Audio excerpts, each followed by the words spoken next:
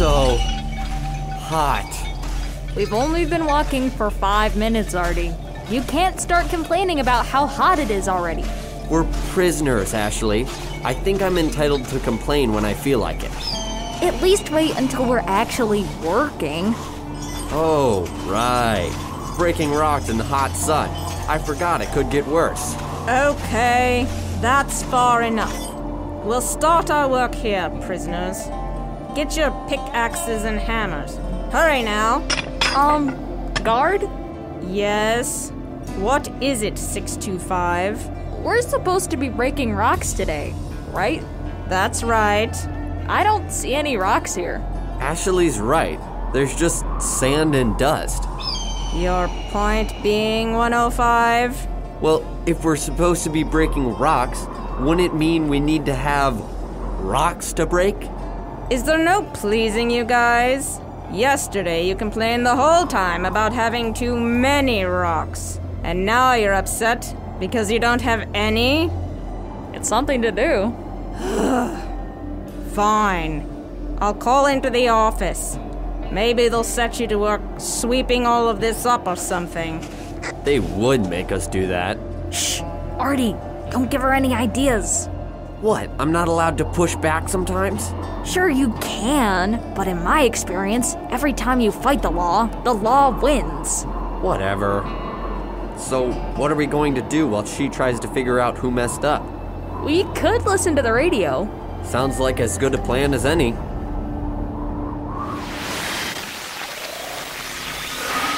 What are we gonna do now, Ashley? I don't know. What do you want to do, Artie? I don't know. What do you want to do?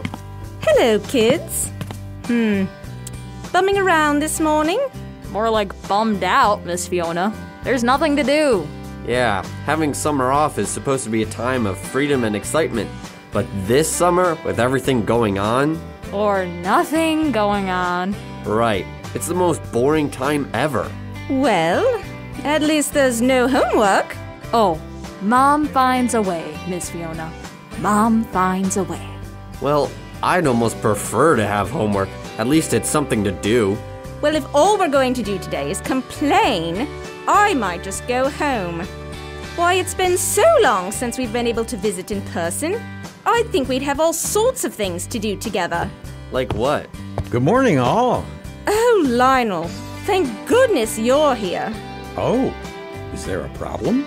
I should say so. It seems the summertime blues have struck.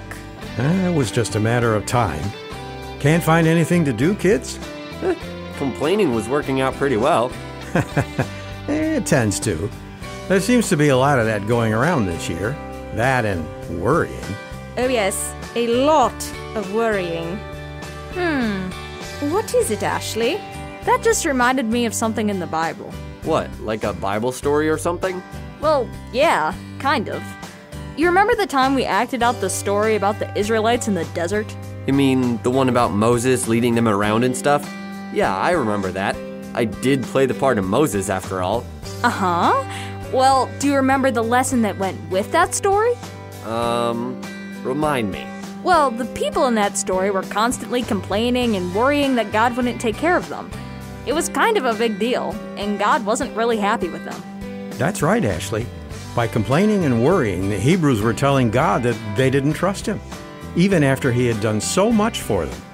In verses like, I do believe there is someone at your door, Lionel. I guess there is. Be right back, guys. Hello. Hey, sorry to bother you. Do you know anything about cars? Mine just broke down and I'm miles from home. Would you be able to help me? Sure, I'll take a look at it. This'll take me a while, guys. Not to worry. We can listen to another program while we wait.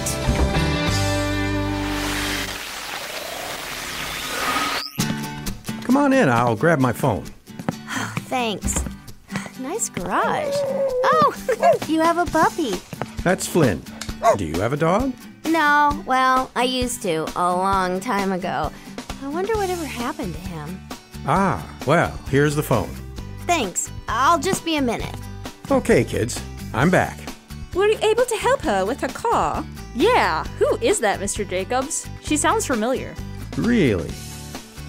I hadn't noticed, Ashley. No, Fiona, it's a little more than I can fix here.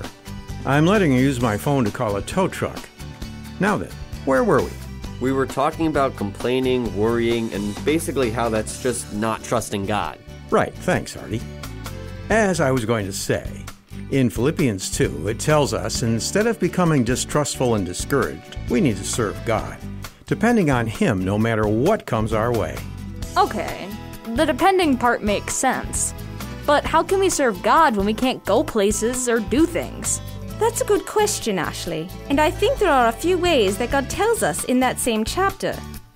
Doing things like being humble, looking out for neighbors who might need help, and not arguing amongst ourselves, not only pleases God, but shows the world what God can do through us. I think I get it, but do you have a drama script about this, Mr. Jacobs? There's a good chance I have something that might be relevant, Artie. I'll be right back. And now, from the garage of Lionel Jacobs comes the fabulous drama, The VIP, an adapted biblical parable about serving God. Once upon a time in the thriving city of Tinkerton, there was a grand hotel. That's the name of the hotel, don't you know? We're only a 3-star hotel, but these days, branding is everything. How's this for a slogan? You'll be sure to have a grand old time, eh? Yeah, we're gonna keep trying. One day, the hotel got a phone call. I've got it.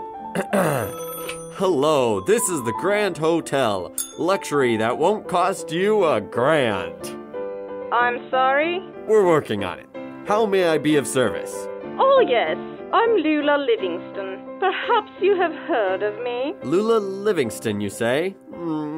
Can't say it rings a bell. Of course! Lula Livingston, the world-famous actress, dancer, UN representative, and owner of this hotel. To what do we owe this honor? I will be arriving in Tinkertown soon, and I would like to reserve a room. I expect the service to be top-notch. Oh, of course, ma'am. Only the best. Soon, you say? Perfect. Goodbye.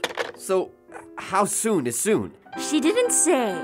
But when she gets here, we'll be ready.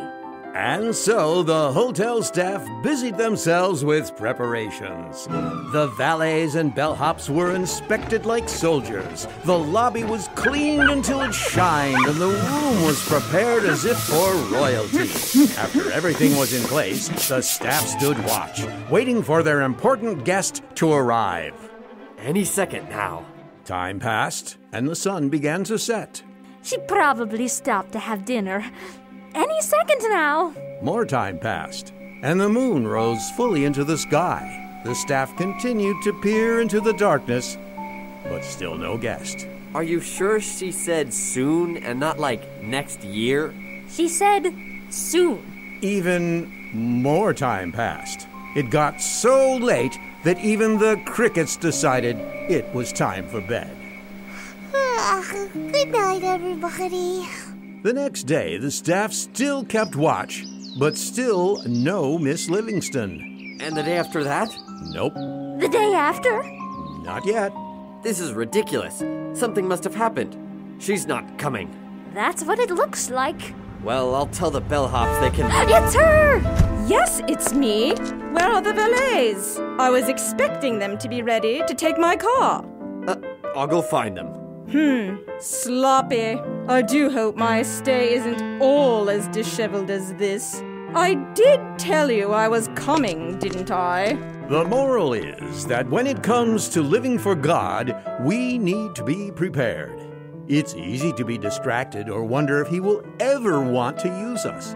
But what we need to remember is our chance could be right around the corner. And if He showed up with a job for us to do right now, would we be ready? Looks like the tow truck was able to get everything squared away.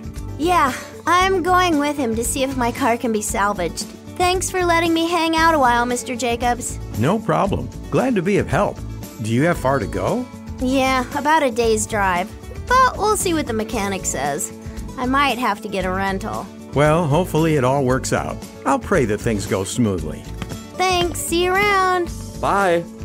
I do believe Ashley is right. She seems ever so familiar. I know, right? Did she happen to tell you her name, Lionel? No, I didn't think to ask. Should have, though. Mr. Jacobs, I still have a question about what we've been talking about today. All right, Artie, what's up? Well, in the drama about the hotel, we learned that we need to be ready to serve God even when it seems like He doesn't have any work for us to do. Uh-huh. So, how? If we can't go to church or help people because of the pandemic, are there exercises we do to stay ready to follow God? Actually, there are things we can work on, even when there are laws and regulations keeping us apart. You're talking about Galatians 5, aren't you, Lionel? Too easy? It was the first thing I thought of. Obviously, I'm missing something. Isn't Galatians 5 where the Bible talks about the fruit of the Spirit? That's right, Ashley. There God tells us the way to live for Him, staying away from things like arguing, selfishness, and bad thoughts, and instead practicing things like peacefulness, thinking of others instead of ourselves, and finding joy in God. These are things that we can do at any time, regardless what laws this pandemic might bring. Exactly. By guarding our hearts and minds from bad things and letting God build good things in us, we will get better at seeing where He wants us to go and what He wants us to do. So when the time comes, it will be something we do naturally. Well, that makes a lot more sense. Yeah, and it's something we can all work on together. Well, speaking of work, I have a few things to take care of around the house. Have a wonderful weekend, all of you. You too. Are you guys going to stick around? Nah, I'm gonna go outside for a while. Me too. See you later, Mr. Jacobs. Next time, want to get the radio on your way out? I'll do it. Oh, I didn't mean you had to. Oh, it's fine, Lionel. I'm perfectly capable. Of course.